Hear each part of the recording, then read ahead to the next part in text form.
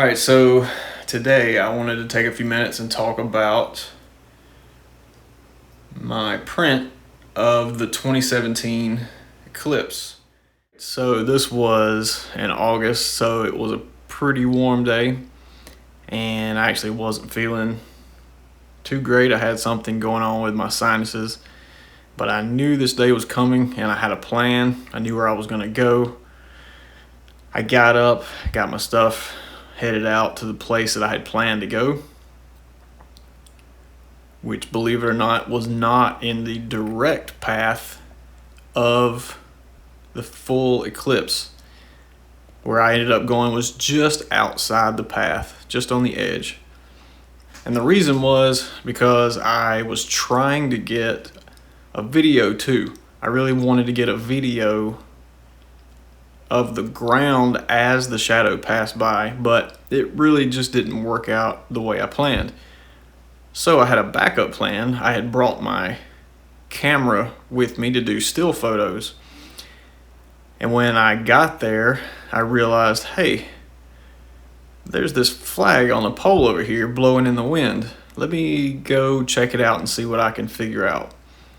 So I'm walking around looking at it, and I realize that if I put the camera where the shadow of the flag is on the ground, I can line up the eclipse with the flag. And so I set up my tripod, found a composition I liked, started the time-lapse mode, and let it go. And then after a few minutes I realized, oh, right, it's going to move. The shadow is going to move. I need to move the camera every few minutes. So every few minutes I would go back and chase the sun and just move the camera with the shadow. It was still set on not time-lapse, interval timer. So every few seconds it would take another shot.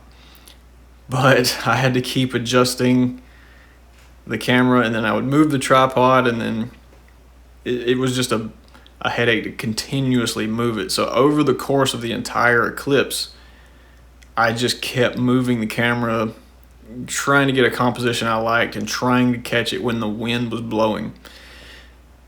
Now, my initial thought was I would try to get a shot with the eclipse glowing through the flag. That was what I really was trying to go for.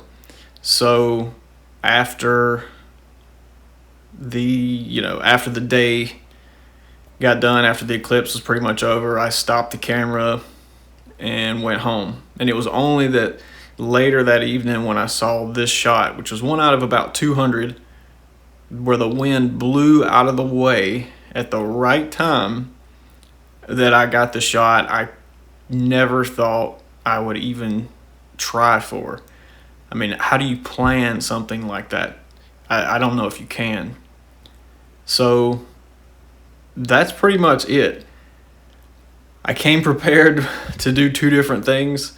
I was hoping for video and ended up stumbling on one of the coolest shots. This is a moment in time I'll never forget, and I hope people appreciate how unique this is.